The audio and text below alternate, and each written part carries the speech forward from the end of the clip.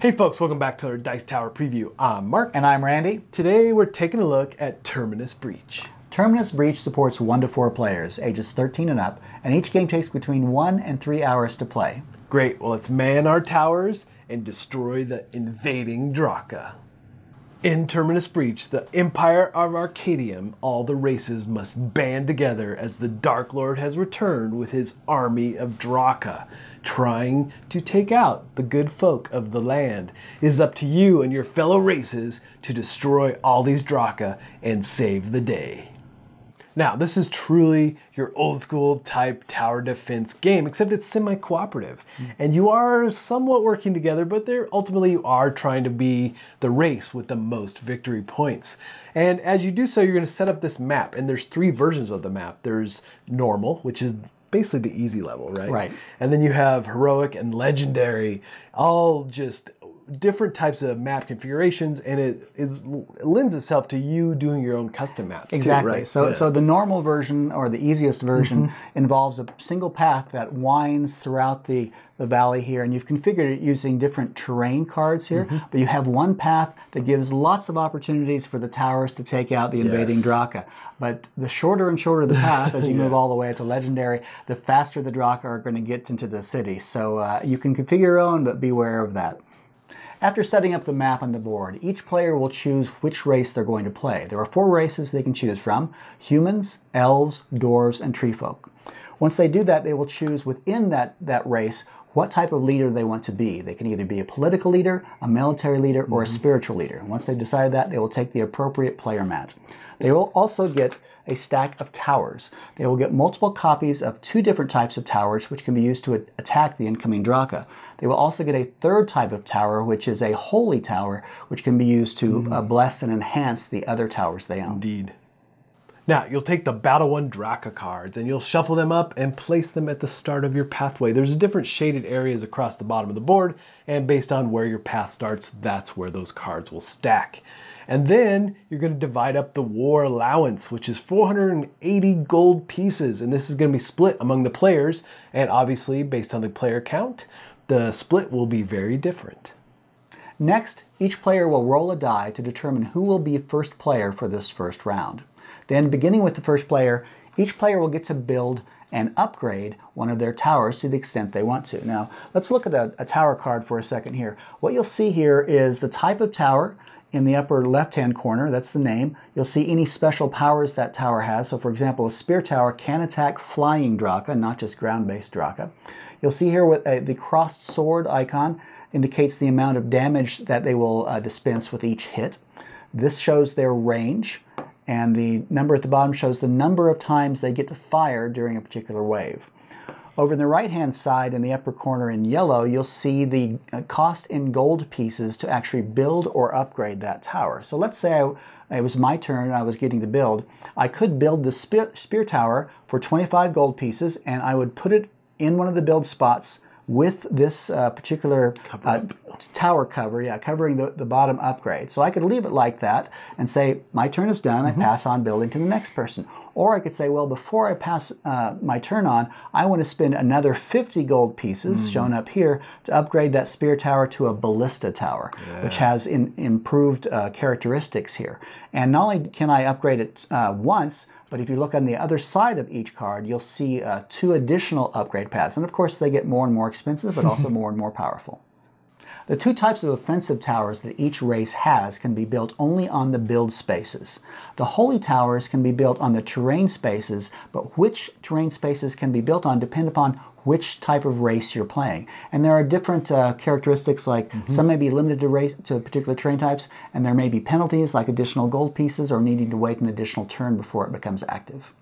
Now, the game consists of 5 battles, and each battle has 3 waves. So the first thing you'll do at your start is advance the wave marker.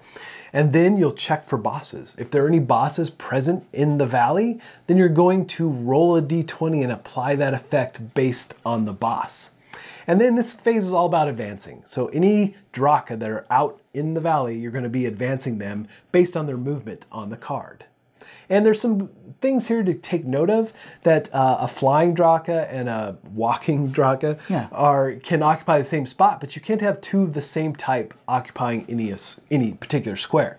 So, and they can leapfrog each other, but they can't land on the same spot. Right.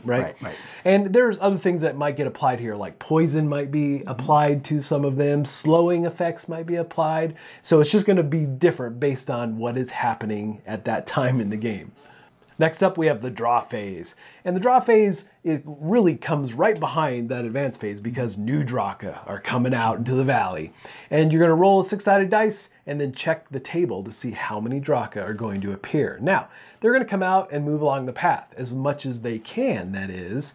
They can leapfrog other Draka, like we said before, but if they come out and there's no spots for them to move, they're considered trampled. They get trampled in the haste to go to war.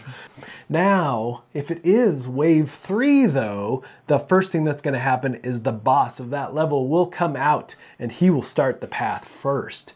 And then you'll launch into the rest of the Draka behind him. Now, phase 3 of a wave is the wave that we've all been waiting for, and that's the defense phase, where your towers get to fire on the various invading Draka. Beginning with the active player, he chooses which Draka his towers are going to attack.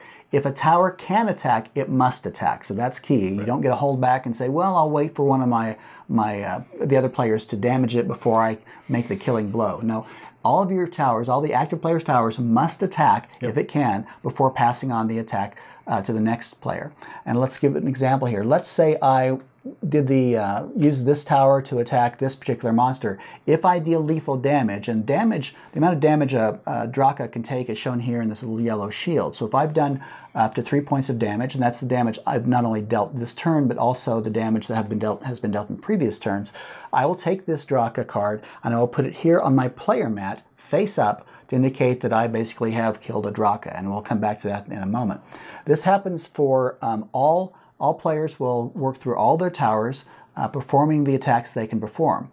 Phase 4 is the resolve phase. Now, for any player, beginning with the active player, if that player has killed Draka, what he does is he shows these, and up here in the right in gold, it shows the gold points for the bounty for that Draka. He'll collect that amount and then turn that card face down. If a player has not killed any monsters or Draka that turn, they get a petition, and at that point in time they can also turn in petitions to get Imperial favors, and we'll talk about those more in a moment. And then finally we have the develop phase, and again, just like at the start of the game, you're going to be enhancing your towers, you're going to be building new towers or upgrading towers or potentially destroying towers, and if you do destroy a tower you get half the gold that it's worth. And so it's all about increasing and making those that much better. Now, those are the 5 main steps as you move through the game. And again, as those Draka advance through the valley, in that advanced step, you have to watch out for them making it out to the city, because that raises the panic level, and each Draka has its own threat level that will raise that panic level even more. Some it's level 1 and it goes up from there, so you never know. And that's one of the ways the game end trigger can happen, is if you hit level 10 on the panic level. Now also, if you make it through all 5 battles, that's another game end trigger, and then after those you would tally up victory points. At the end of each battle, there's a brief lull period. This is somewhat of a cleanup stage, and during this time, 3 key things happen. First, victory points are counted. For each Draka that you have killed, and these are the face-down cards on your player mat, you will get 1 victory point. Additionally, you'll get 1 victory point for every level of tower that you've built. So if you've just built a tower and it's still on level 1, you get 1 point for that. But if you've upgraded it to level 3, that's 3 victory points. Lastly, you can also buy victory points for 1,000 gold pieces. Now, at the beginning of the game, this is going to seem just wildly unrealistic. But as the game progresses and you start killing Draka that are worth far more, you might find this more viable. And if you find other players are this much ahead of you in victory points, it might become very attractive. The next thing that happens is that you clean up all the unused Draka from the previous battle. This includes Draka that have made it into the city here, Draka that have been trampled and set aside, or Draka that are still in the deck here from the previous battle that were waiting to come out but just never did. You take all of those and put those aside, put those back in the box or at the edge of the table, and you put the new deck of cards, shuffle a new deck of cards for the next battle, and put them at the end of the path here ready for the next advance and draw phases. The third thing that happens is if this is the end of Battle 2 or Battle 4, you will re-roll the dice to determine who gets to be the start player for the next battle. So those are the basics of the game. You're going to be doing this over and over until you've done 5 battles or the panic level hits 10. Now, something we haven't mentioned before, except just briefly in passing, are the concept of imperial favors and imperial sanctions. Now, these add another dimension to the game that might not be intuitive at first, but they can be very, very powerful. Right. We mentioned before that if you didn't kill a Draka on a particular wave, you actually get what they call a petition, and you can turn petitions in to, like, you can turn in 2 to get 1 imperial favor, you can turn in 3 to get 3, 5 to get 5. You can also turn in 5 petitions to get an imperial sanction. And let's discuss the differences between those. I should also mention you can also buy imperial favors for 25 gold pieces per battle level you're on. So at first level it's 25, but if you wait until battle level 3, that would cost 75. What these are cards. So you have a stack of these imperial favors here, and there are multiple types of cards, but and they can be used for doing things like doing damage to Draka. But there are 2 key ones that play a significant role in the strategy of the game. One of them is a spy, and one of them is a tax collector. Now, each of these can be turned in. Spies can do damage, and tax collectors obviously get you some money, and they'll get you more money depending upon when you play them. You cannot play them the same turn that you've acquired them, but after that you can play them at any time. These are very important because if you choose to play a certain number of these during the lull phase, you can actually create things called spy networks for spies and war chests for tax collectors. In fact, and they give you different things. Spy networks give you a significant bonus to your victory points, and those are counted during the lull. Additionally, if you choose to play a number of tax collectors during the lull, you'll get a war chest, and that gives you a significant bonus in terms of gold pieces. So there's reasons to acquire these. And those tax collectors really make a difference in upgrading your towers. Yes, because the more you need gold in order to upgrade your towers, and you need upgraded towers to kill monsters or kill Draka, and you need to kill Draka to get more gold pieces. So, kind of this engine that you're building here. So this is something to keep in mind. These also come into play when you're looking at leveling up your character. So what you see here on your player mat, you'll see 3 different levels, and you'll see criteria across the top for leveling them up. And that, for example, the console here must have either 1 spy network or 1 war chest. And you say, well, what do you get if you level up? You'll see here, depending upon the number of players, you get a certain number of crystals. And these crystals can be used to cast spells or gain more favors. So, and some of the spells are very, very destructive, especially as you get up to level 3. And the number of favors, you can certainly be constantly getting more favors, and you can cycle favors in order to get, maybe you're acquiring tax collectors. You can turn in at any time these imperial favors that you have not used and get that number of favors minus 1 back. So you're saying, I keep getting these other ones, I'm not getting tax collectors, so you can keep cycling them like that.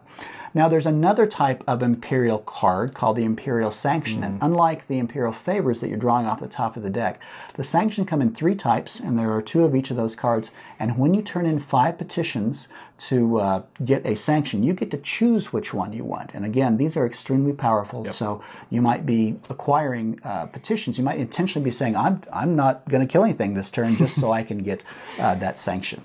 So these are things to keep in mind. It does add an additional dimension to the game. It's easy to overlook because I think a lot of tower defense games, you're just upgrading your towers and shooting things and hoping everything dies. Whereas this gives you another line of strategy to have more power. And like I said, you get to cast these amazing spells to do more damage. Indeed. And then the game is very, like we said, very semi-cooperative. But ultimately at the end, it's whoever has the most victory points. That's right. All right, folks, just a reminder once again, this has been a Dice Tower paid preview, and everything you've seen here has been in prototype form. So keep a close eye on the campaign for any changes that still may occur. And I know that they're going to be doing some miniatures for this game, so keep an eye out for that as well. And if you are a fan of tower defense games, this has all those things built into it, right? And I really did enjoy how the towers get more and more powerful. They really have some nice upgrade paths on them. Yeah, and there's this real trade-off between saying I'm going to build towers right up front so I can kill monsters up there versus building back here so you can maybe... Kind of biding your time and building up your resources. And gaining petitions and so forth. And as the game... Initially all the action's happening up here, but as the monsters, as the Draka gets stronger, you'll find that they survive those initial attacks up here and they tend to wander down here. And so if you've built here, you don't have as much initially up front, but you tend to be making the killing blow more often later in the game. All right, folks, so if this looks like a game that would be of interest to you, I'm sure they'd appreciate your support. Absolutely. And I think that's it from us. And until next time, we'll see you at the table. Thanks so much for watching the Dice Tower videos. Find more great videos and reviews, as well as our top-rated audio podcast at Dicetower.com. You can also find other great shows at Dicetowernetwork.com. I'm Eric Summerer, and you've been watching The Dice Tower. The Dice Tower is sponsored by Cool Stuff Inc., where you can find great games for great prices. Cool stuff in stock. Check them out at CoolStuffInc.com.